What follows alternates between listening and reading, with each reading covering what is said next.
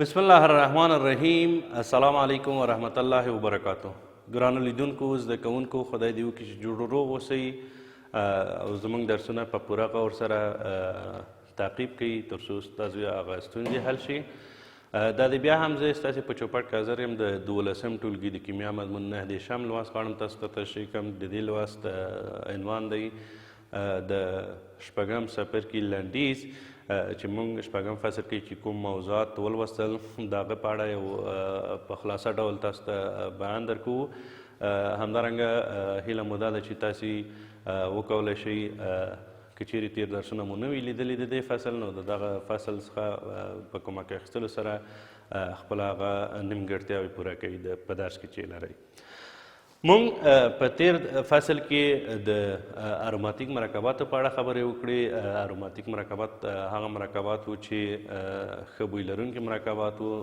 د هغوی لومړی نماینده بنزین و، همدارنګه نفتالین او انتراسین. د بنزین په اړه مو خبرې وکړې چې د مایکل فارادی په واسطه کشف شو په لومړی ځل. همدارنګه د بنزین نوم ایښودنه مو هم د بنزین کې چې کوم مرکبات وي د هغوی نوم ایښودنه موږ تاسو ته تشریح کړه او همدارنګه هغه ایزومیریګانې چې وي هغه مو هم تاسو ته تشریح کړي چې د میتا اورتو او پارا ایزومیریګانې وي چې د هر یوه مرکب مو تاسو ته په تخته باندې ولیکه او خدای دې وکړي چې هغه مو یادداشت کړي وي. همدارنګه د بنزین تعاملات یا کیمیاوي خواص وو چې جمعي تعاملونه وو. همدارنګه هالوجنیشن و، نایتریشن و چې هغه مو په تیر درس کې کار کړی وو، خو فقط سلفونیشن، الکایلیشن، اسایلیشن او اکسیدیشن د بنزین هغه تعاملات پاتې وو چې زه یې تاسو ته اوس کار کوم. د بنزین سلفونیشن په دې معنی کله چې بنزین د سلفوریک اسید سره تعامل وکړي کوم مرکب لاسته راځي او په کومه طریقه ترسره کیږي. که چیرې موږ د بنزین حلقه په نظر کې ونیسو تاسو پوهېږئ چې کله چې سلفوریک اسید سره تعامل وکړي په لومړی سر کې چې کوم مرکب جوړیږي هغه SO3H او کله چې یو اکسیجن د سلفوریک اسید او یو هایدروجن د سلفوریک اسید یو هایدروجن د بنزین چې سره یوځای شي یو مالیکول اوبه جلا کیږي. او بل تعامل د بنزین چې پاتې و هغه الکایلیشن و، یعنې کله چې موږ بنزین د الکایل سره تعامل ورکړو کوم مرکب لاسته راځي. کله چې بنزین د الکایل هلاید سره تعامل وکړي یعنی C3CH2Cl سره تعامل وکړي د دغه تعامل نتیجه به څه شی وي؟ په لومړی سر کې تاسې ګورئ چې الکایل هلاید دی یا ایتایل کلوراید سره چې کله تعامل کوي دغه تعامل جمعي تعامل په حساب هم ویلی شو چې دی کله چې تعامل کوي د لومړی سر کې د بنزین یو هایدروجن د کلورین سره HCl جوړوي او دلته چې کوم مرکب پاتې کېږي CH2CH3 او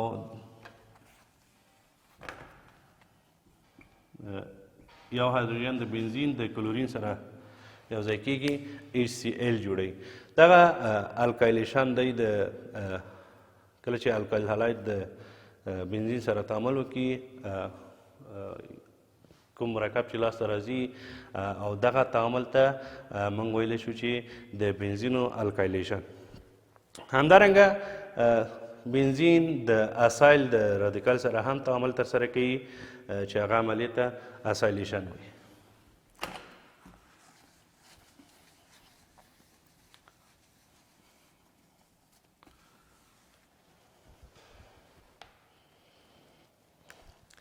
تاسو پوهیږئ چې دغه رادیکال د اسایل په نامه یادیږي. که چیرې اسایل کلوراید یعنې که چیرې دغه تعویض هم د کلورین وي، یعنې که چیرې موږ بنزین د اسایل هلای سره تعامل ورکړو، اسایل کلوراید وي، نو په نتیجه کې کوم مرکب چې لاسته راځي بنزین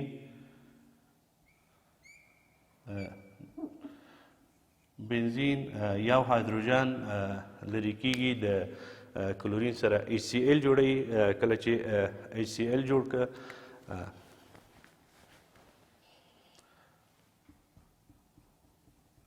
یعنې یو کلورین چې دلته د بنزین د یوه هایدروجن سره یو ځای شي HCl جوړوي. کوم رادیکال چې دلته پاتې کېږي هغه داسې لیکلی شو چې دغه آر رادیکال معنا ورکوي. کولی شي چې الکایل وي، مثلا میتایل، ایتایل، پروپایل. همدارنګه هر مرکب چې هر رادیکال چې موږ ورته ولیکو. او بل تعامل د بنزین و اکسیدیشن په نامه یادېده چې بنزین د اکسیجن سره تعامل کوي یا اکسیدیشن کېږي د ونادیم پنتا اکساید په موجودیت کې، او همدارنګه 400 درجې تودوخه که هم ورکړل شي. کوم مرکب چې لاسته راځي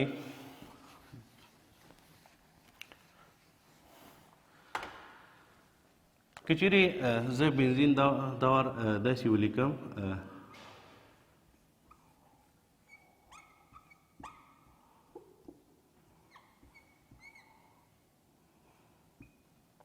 تاسو پوهیږئ چې هر کاربن د هایدروجن سره اړیکه لري. دغه که چیرې د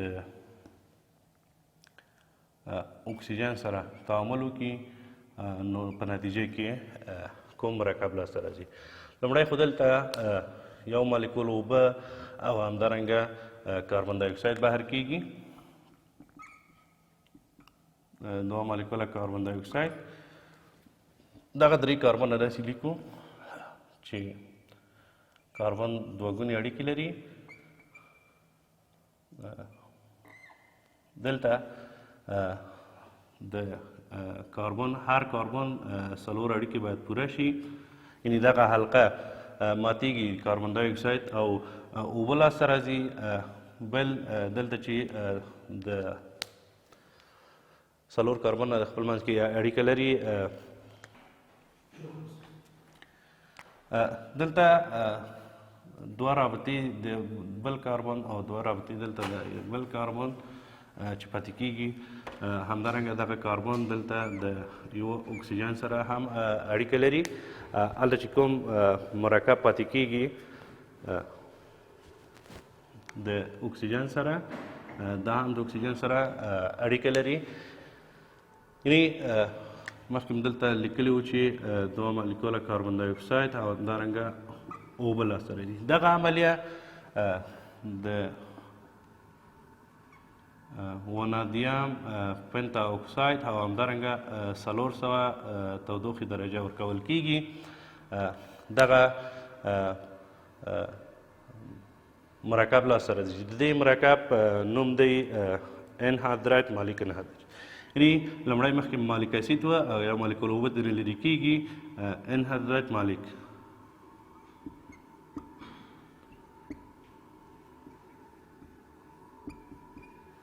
انهایدرایت مالیک لاسته راځي. همدارنګه که چیرې موږ د بنزین یو هایدروجن چې د CH3 سره تعویض شي، یعنې د میتایل بنزین هم و، همدارنګه د ده هغه تجارتي نوم هم تاسو ته ذکر شوی. که چیرې دا د اکسیجن په شتون کې تعامل وکړي، د تعامل په نتیجه کې یو مالیکول اوبه د ده نه لرې کېږي او د بنزین یا یو تیزاب لاسته راځي. دغه تعاملونه چې وو د د بنزین په تعاملاتو کې زموږ نه پاتې شوي وو چې سلفونیشن وه، الکایلیشن وه، اسایلیشن وه او اکسیدیشن وه. دغه تعاملونه مې اوس تاسو ته ولیکل. کله چې بنزین تعامل وکړي د اکسیجن په شتون کې اکسیجن سره تعامل وکړي اکسیدیشن په نامه یادېږي، او د ونادیم پنتا اکساید کتالیست او 400 درجې په شتون کې انهایدریت مالیک لاسته راځي، همدارنګه کاربن دای اکساید او اوبه.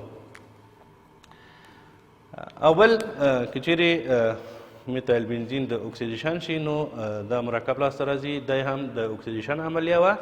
همدارنګه موږ نفتالین او انتراسین په اړه هم خبرې کړې وې. نفتالین هم د بنزین یو مهم مرکب دی.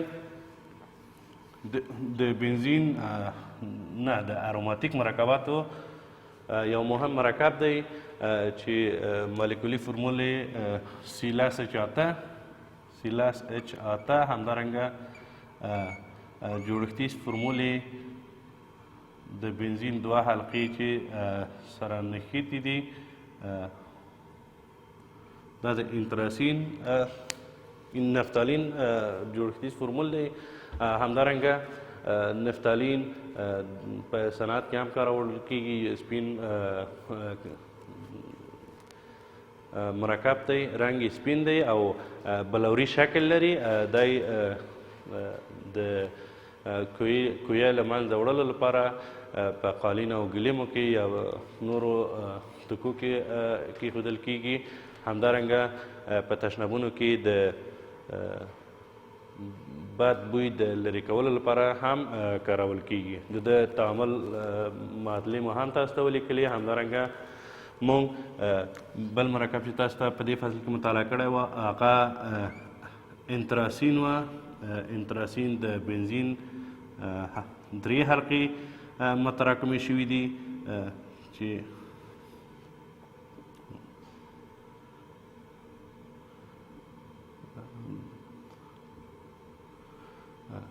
دی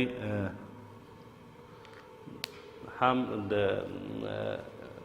3 حلقې د بنزین څنګ سره نښتي دي، یعنی د بنزین د 3 حلقو د متراکم کېدو څخه لاسته راځي. دا هم ځانګړي تعاملات لري. د بنزین او نفتالین څخه دی فعالیت زیات دی. د میزو ایزومري یا د میزو موقعیت چې دی ډېر فعال دی، ډېر زر تعامل کوي، او کوم جمعي یا تعویضي تعامل چې کوي هغه معاوضه د 10 او 9 کاربن باندې وصل کېږي. نو د دې فصل د ښه پوهېدلو لپاره تاسې کورنۍ دنده در کوم. کورنۍ دنده دا ده چې د 6م فصل یا 6م څپر کې تمرین حل کړئ.